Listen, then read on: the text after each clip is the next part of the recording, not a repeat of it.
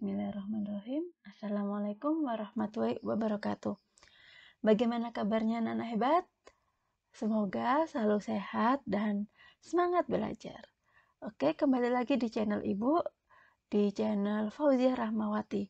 Kalian sekarang akan belajar tentang tematik kelas 3 SD, tema 6, subtema 2, yaitu tentang perubahan energi. Oh ya, kalian juga bisa mengunjungi blog Ibu di www.eduinspirasi.com. Di sana ada beberapa soal yang bisa kalian buat latihan, ada materi pembelajaran juga, dan ada banyak hal terkait dunia pendidikan. Tujuan pembelajaran kita kali ini, pertama muatan PKN. Dengan melihat video pembelajaran, kalian dapat mengidentifikasi kewajiban dan hak sebagai anggota keluarga dan warga sekolah dengan benar. Yang kedua, dengan melihat video pembelajaran, kalian dapat menyajikan hasil identifikasi kewajiban dan hak sebagai anggota keluarga dan warga sekolah dengan tepat. Kemudian yang kedua, muatan bahasa Indonesia. Di muatan bahasa Indonesia, kalian akan menggali informasi tentang sumber dan bentuk energi yang disajikan dalam bentuk lisan, tulis, visual, dan atau eksplorasi lingkungan dengan tepat. Selanjutnya, kalian juga akan mengamati video pembelajaran ini, terus dapat menyajikan hasil penggalian informasi tentang konsep sumber dan bentuk energi dalam bentuk tulis dan visual, menggunakan kosakata baku dan kalimat efektif dengan benar. Selanjutnya, yang ketiga adalah matematika. Dengan melihat video pembelajaran, kalian dapat menjelaskan dan menentukan lama waktu suatu kejadian berlangsung dengan teliti. Terus, kalian juga bisa melihat video pembelajaran dan dapat menyelesaikan masalah yang berkaitan dengan lama waktu suatu kejadian berlangsung dengan benar. Yang keempat, muatan SBDP. Di SBDP, kalian akan belajar tentang dinamika gerak tari. Jadi, dengan melihat video pembelajaran, kalian dapat memeragakan dinamika gerak tari dengan lincah. Pertama, PKN tentang hak dan kewajiban. Hak dan kewajiban. Energi merupakan karunia Tuhan. Manusia tidak dapat menciptakan energi. Manusia juga tidak dapat memusnahkan energi. Manusia hanya mampu mengubah bentuknya. Jadi kita hanya bisa mengubah bentuk energi. Terus energi itu berubah dari satu bentuk ke bentuk yang lain. Lah, perubahan inilah yang kita manfaatkan. Semua manusia berhak untuk memanfaatkan energi yang ada di bumi. Selain memiliki hak, tentu saja kita juga memiliki kewajiban yang harus dikerjakan.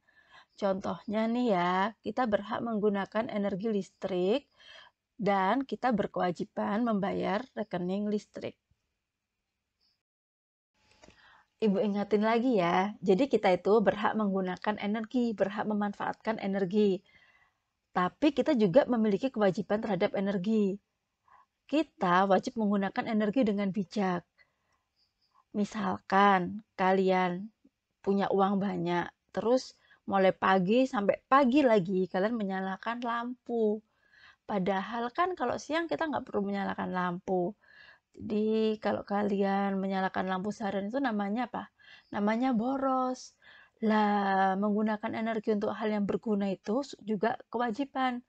Kewajiban itu nggak cuma bayar aja, tapi dengan kalian menggunakan energi dengan hemat, itu juga sudah kita melaksanakan kewajiban. Terus yang terpenting, kita tidak boleh menggunakan energi untuk hal yang tidak berguna. Seperti apa misalkan? Misalkan nih ya, contoh penggunaan energi untuk hal yang tidak baik. Nih, kalian memiliki banyak energi, kalian kuat, habis sarapan energinya banyak, tapi malah dipakai untuk berkelahi. Itu nggak baik ya. Terus nih, kalian menyalakan radio dengan kencang, itu boros baterainya. Selain itu juga mengganggu tetangga. Jadi ini contoh penggunaan energi yang tidak baik. Selanjutnya, muatan bahasa Indonesia tentang perubahan energi. Perubahan energi. Energi tidak dapat diciptakan atau dihilangkan atau dimusnahkan. Energi hanya dapat diubah dari satu bentuk ke bentuk lainnya. Dengan perubahan bentuk itulah energi dapat dimanfaatkan. Bagaimanakah perubahan bentuk energi itu bisa terjadi? Bagaimanakah manusia memanfaatkan perubahan bentuk energi tersebut? Ayo kita pelajari bersama.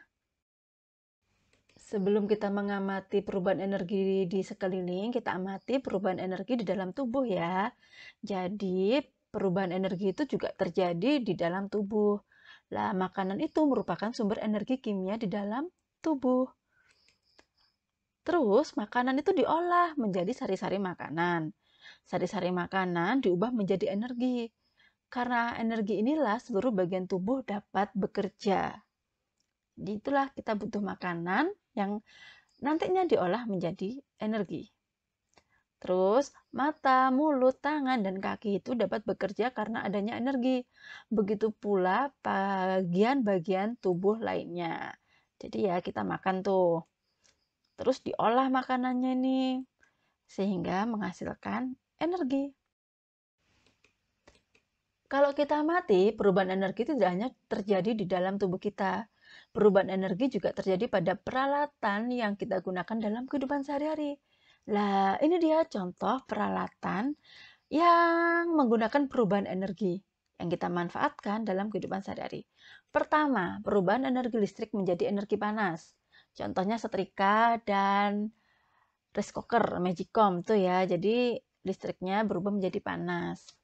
Yang kedua, perubahan energi listrik menjadi energi gerak. Apa coba contohnya? Ya, betul, kipas angin. Ada lagi blender.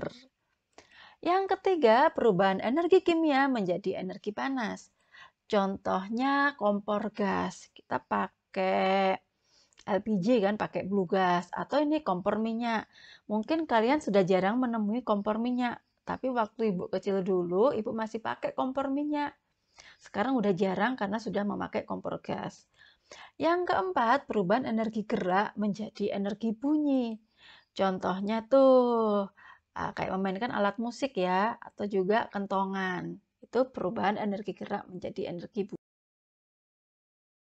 Akan mengamati energi apa sajakah yang dikeluarkan untuk menghasilkan selembar kain, untuk sampai jadi baju. Ya, pertama, kain itu dari kapas. Lah, di kapas ini ada perubahan energi kimia dan energi gerak saat petani menanam tanaman kapas. Selanjutnya, memintal kapas. Di memintal kapas juga menggunakan energi kimia dan energi gerak. Yang kapas ini nanti dia akan berubah menjadi benang. Selanjutnya dari benang itu ditenun. Ya, benang ditenun ya jadi kain. Ini juga menggunakan energi kimia dan energi gerak. Terus jadi deh kainnya. Setelah kain, itu membuat pola baju. Nih, pola bajunya pakai energi gerak. Selanjutnya, setelah polanya jadi, kita menjahit kain itu. Nih, jahit ya. Jahit ini biasanya memakai energi kimia, gerak, dan energi listrik. Nah, ini kalau memakai penjahit alat jahit listrik. Selanjutnya, jadilah baju yang kita pakai. Lah, waktu yang dibutuhkan untuk membuat baju itu kan lama ya. Energi yang digunakan itu juga besar sekali. Oleh karena itu, kita harus menghargai waktu dan energi orang-orang yang berjasa dalam membuat baju. Selanjutnya, muatan matematika tentang waktu. Sebelum ke soal cerita, ayo kita mengingat kembali tentang membaca jam yang menunjukkan waktu tepat. Nih contohnya, gambar 1 itu coba tebak jam berapa? Ya, betul. Gambar di samping menunjukkan jam 3. Contoh kedua, kalau yang ini jam berapa? Ya, jam 8. Jadi kalau yang panjangnya yang warna ungu itu di angka 12 itu termasuk waktu tepat. Jadi kalian tinggal melirik yang warna hijau. di angka berapa? Lah, ini ya, kalau yang pertama di angka 3 ya jam 3, yang kedua di angka 8 ya jam 8. Mudah kan? Terus membaca jam dengan waktu setengah jam. Nih contohnya nih. Lah, jam 2.30. Kalau yang ini jam 8.30. Ya, kalian amati ya. Kalau yang panjang itu di angka 6, yang ungu itu di angka 6, berarti itu dia lewat 30 menit. Mudah bukan? Oke, sekarang kita latihan soal. Ana berlatih menari selama 1 jam. Ana mulai berlatih pukul 13. Sekarang Ana merasa lelah. Ana masuk kamar. Setelah masuk kamar, dia langsung membaringkan tubuh. Dan tak lama kemudian, dia sudah tertidur. Pukul 16, Ana bangun. Oke, soal pertama. Pada pukul berapakah Ana selesai latihan menari di rumahnya? Kalau kalian tidak teliti atau kurang teliti, kalian akan menjawab jam 13 ya, karena yang terlihat itu kan jamnya yang warna merah itu jam 13. Padahal tuh ya, dia kan mulai menari jam 13, terus menarinya 1 jam. Jadi selesai menari ya jam 14. Jadi butuh ketelitian. Yang nomor 2, berapa lama Ana tidur siang di kamarnya? Lah, kalau kalian kurang teliti lagi, kalian akan mengurangi yang jam 16 dikurangi 13, yang warna merah tuh. Padahal kalau kita jabarkan, nih ya, tidurnya kan jam 14 tuh, karena selesai narinya kan jam 14. Terus bangunnya jam 16. Jadi lama tidurnya 2 jam. Selanjutnya, contohnya nih. Ana bangun tidur jam 5. Kemudian ia mandi, berpakaian, dan menyiapkan perlengkapan sekolah. Kegiatan itu dilakukan hingga pukul 5.30. Lama kegiatan itu adalah berapa lama? Kita amati ya yang warna merah nih ya. Jadi dia itu kan selesainya jam 5.30. Itu kita taruh di awal. Terus mulainya jam 5. Lah itu kita kurangi. Lah lama waktu yang diperlukan adalah 30 menit. Soal kedua, ayah berangkat ke kantor pukul 7.30. Ayah pulang dari kantor dan sampai di rumah pukul 18. Lama ayah bekerja dan waktu yang diperlukan dalam perjalanan adalah, nih kalian harus teliti nih ya, ini soal tingkat kesulitannya itu tingkat kabupaten. Jadi ayo harus teliti, didengerin bener-bener. Nih, kan jam 18 sampai rumah tuh. Dan berangkatnya jam 7.30. Jadi jam 18 dikurangi jam 7.30. Coba 00 dikurangi 30 bisa nggak? Karena nggak bisa, diambil 1 jam dan diubah menjadi satuan menit. 1 jam kan 60 menit tuh. Jadinya kita tulis kayak gini. 17.60. Karena 18 tadi kan udah dikurangi 1 jam. 1 jam kan 60 menit, taruh di sebelahnya. Lah itu dikurangi 7.30.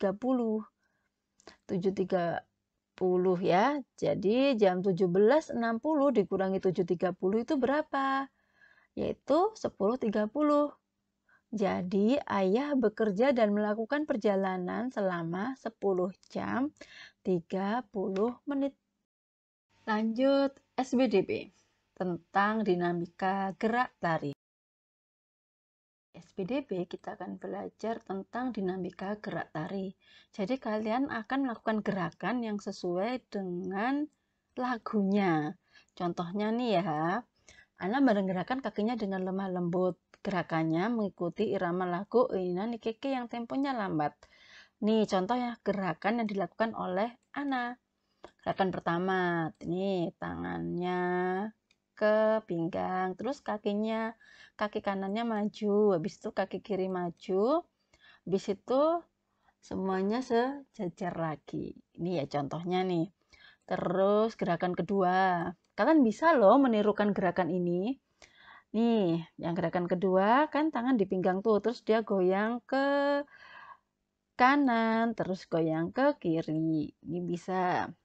Terus lagi gerakan ketiga. Nih ya contohnya tangannya kalian amati. gitu. Lah, ini contoh gerakan yang dilakukan oleh Ana dengan irama lagu O Ina ni Keke. Kalian bisa menggunakan irama lagu lainnya dan mencoba menciptakan gerakan sendiri. Oke, itu tadi pembelajaran kali ini, tema 6, subtema 2. Terima kasih. Jangan lupa subscribe, like, dan nyalakan kuncinya. Ketemu lagi di pembelajaran berikutnya. Wassalamualaikum warahmatullahi wabarakatuh.